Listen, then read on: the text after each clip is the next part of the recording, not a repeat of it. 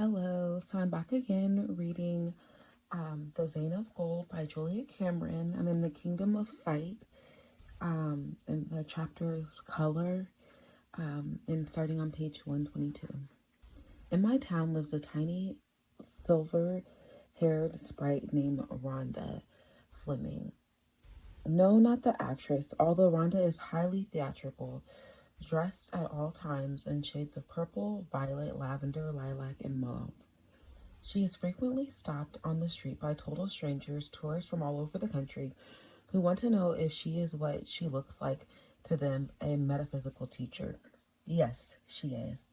So magical, bewitching, and colorful is Rhonda's playful appearance that many of these strangers screw up their courage to ask her if she knows anything about some of those exotic things they've heard so much about, that they have even come to Tao's hoping to learn more. Tarot, perhaps, or astrology, numerology, crystal healing. The list goes on. Yes, she does know about it. Whatever the it is. In all the years that I've known her, I have yet to discover a spiritual system in which Rhonda is not well versed. If not an adroit practitioner, she is, for example, a yoga teacher and an astrologer and an Egyptologist, a numerologist, and color therapist. It's the color therapy I want to talk about here. It is commonplace to remark of great artists, what a colorful life. We seldom stop to realize that this can be a literal phrase. I remember reading as a young woman that Anais Nin had painted every room of her Paris home a different contrasting color. How magical. I thought then, how magical. I think now, when every room of my adult home is painted in different and wonderful color. One of the things that will happen to you as you work with the tools of this book is that your color sense will shift and become far more acute. Some colors that you have always worn will no longer appeal to you. Other colors, ones you've never looked at twice, will suddenly catch your eye. Why is this? Color, like sound, is made of vibration. Everything is even those things that appear to be solid or relatively solid, like ourselves. All of us use the expression, or at least have heard the expression, he's really got bad vibes. Well, colors have good or bad vibes as well, depending on how compatible their wavelength is with your own. Please do not think that I am speaking metaphorically or even merely metaphysically here. I'm speaking the literal, physical, scientific truth. Red, yellow, blue, and green, orange, purple, each vibrates at a certain signature frequency. Each sends out a certain length of wave measured in angstroms. Some colors are more visible than others. Those have longer wavelengths and a lower frequency or intensity. What you might want to think of as the color equivalent of deep musical pitch, or want to think of as the color equivalent of deep musical pitch. Orange, for example, is more easily visible than blue. It is a color bass note capable of being seen, heard at a great distance. This is why we put in on crossing guards and on children's safety clothes. Just as certain colors go together, other colors do not. They argue or clash like a dissonant chord. Another useful way to think of color is a visible sound. When we work with colors, we are in effect building visual chords or symphonies. I try to apply colors like words that shape poems, like notes that shape music, said Joan Miro. When Rhonda wears purple, she is striking a high note, wearing the color associated with the highest rays of spiritual healing. Shortly before Mark and I married, and long before we amicably divorced. We moved into a rental house. The walls were painted a hip neutral gray, very chic, very emotionally draining. Mark, I can't live with this color, I told him. I'd be a lot happier if we painted these rooms yellow. Yellow, Mark was dubious, but willing, provided I find a good yellow. I found a wonderful buttery Chinese yellow, and he set to work. I painted too, but so inexpertly he got exasperated and sent me back to writing. Within days, the house glowed with wonderful golden yellow light. Once the fumes cleared, both Mark and I felt worlds better living there. Why did we just like yellow? Well, yes and no. I do like yellow, but I also consciously use yellow. In terms of color healing, yellow is used as an antidepressant. It stimulates the intellect and raises the mood. This is why so many Swedish homes are painted with tones of yellow and trimmed in blue. Its complement. Sweden is so dark during such a large portion of the year that suicidal depression is a very real variable. Sweden has the world's highest suicide rate. Yellow is an effective deterrent to the dark moods brought on by short days in northern latitudes. Chicago, where Mark and I were living, also is notoriously gray and dark during the winter. Our sunny yellow counteracted the gloom. Although the color healing may be a new concept to some of you, it is in fact an ancient tradition and an integral part of most spiritual paths. In the Judeo-Christian tradition, we see the colors of the priests, vestments used to signify the tone of the mass he is celebrating. For joyous holidays, we see white and gold. In Eastern tradition, these colors are associated with God energy. In Western political terms, purple is a color of royalty. In Eastern spiritual tradition, it is associated with the highest human energies. We need not know any of the associations to begin experimenting with color and its impact on our well-being. Remember to bring home paint chips. Take them out and look at them closely. Which colors speak to you? What do they say? Because color is a silent sound. It does speak to us. How many times have we talked about cherry yellow? What about a dash of red? That's a literal term there. Red is a stimulant. What about a soothing blue? That's another literal term. Blue is a sedative color.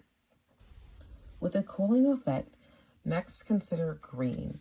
We speak of a handsome green as if it is very sight of it speaks to our heart. And green does in fact speak to the heart. What about black? You may ask, why do so many artists favor black? What does that color do? Actually, black is not a color. It is the absence of color. It is therefore the color of potential, of mystery. Black goes with everything. In clothing terms, this is why it is so easy to accessorize and can be worn so many different ways. Artists may favor it not because it helps, but because it is so non-distracting. And white. White is a color that encompasses all the colors, all the other colors. This is why it is the color of spiritual mastery, implying as it does that the other colors' levels of consciousness have already been attained and embodied perfected. In working with this book, you will find yourself becoming more and more sensitive to color and its impact on your life, your environment, and your mood. By working with color consciously and creatively, you will find that you can, in fact, create more colorful life. My writing room is painted lilac. It has a high ethereal energy that invites me to think expansively. My business office, the room I call the cockpit, is a vibrant pumpkin orange. The color is earthy and grounding. As alert as I need to be on financial calls, on practical level, color can have an enormous impact on you. Your creativity and your energy level. The tasks that follow invite you to begin experimenting with this. Task: fabricate a more colorful life. In order to experience a solid dose of pure color, there are a few ways as concrete as going to a good large fabric store and working with the bolts of silk and rayon and light gauzy cotton. Take a few down, unwrap enough to see what works for you and what doesn't. Very often, you will have a strong and immediate emotional response to a color.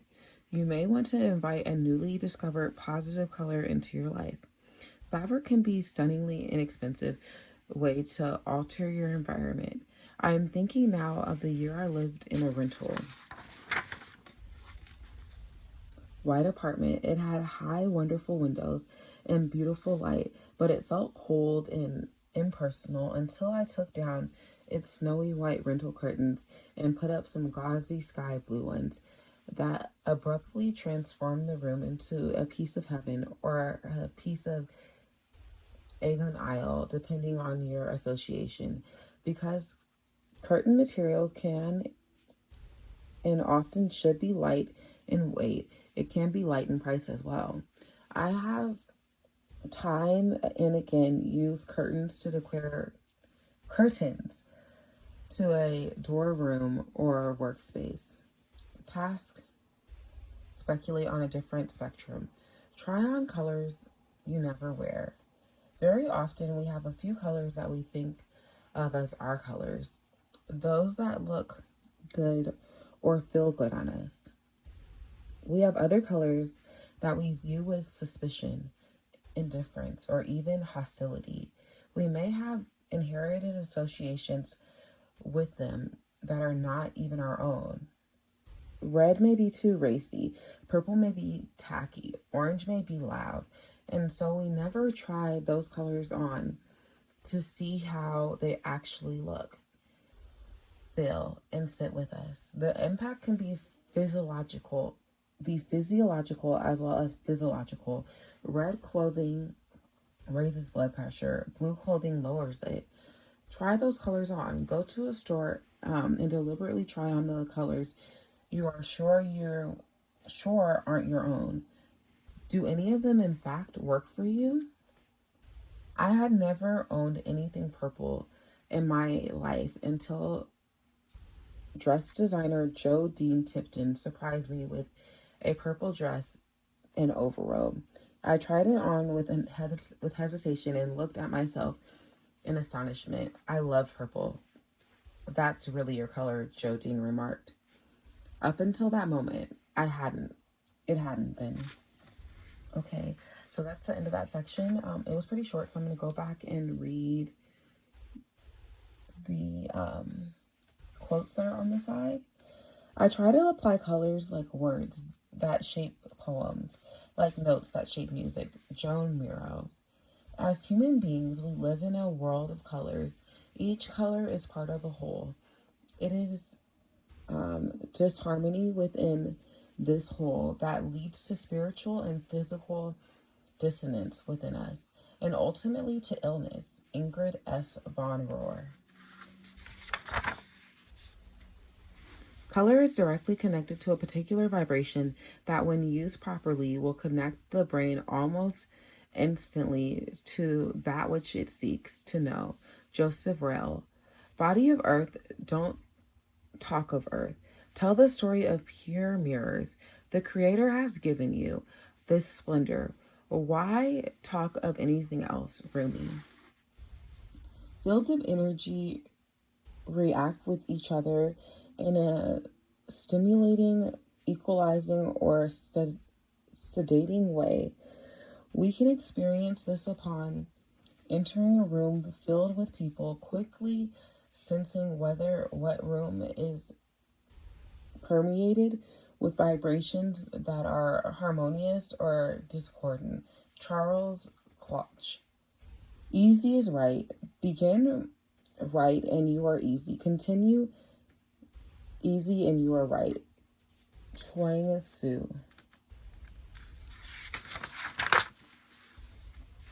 A color vibration is sensed not only through vision, but in many other ways. Every color vibration has an impact on all physical systems and organs of the body, which respond to these frequencies. Charles Quoch.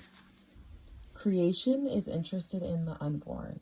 The painter is like a gardener, handling the seeds, not producing them or making them perfect. Michelle Casal and Stuart Cubley. Okay, that is it.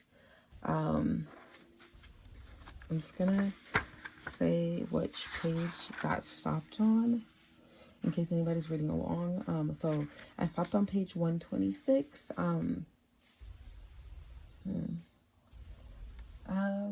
don't really have any comments on this chapter. Leave them in the comments if you have any. Okay, bye for now.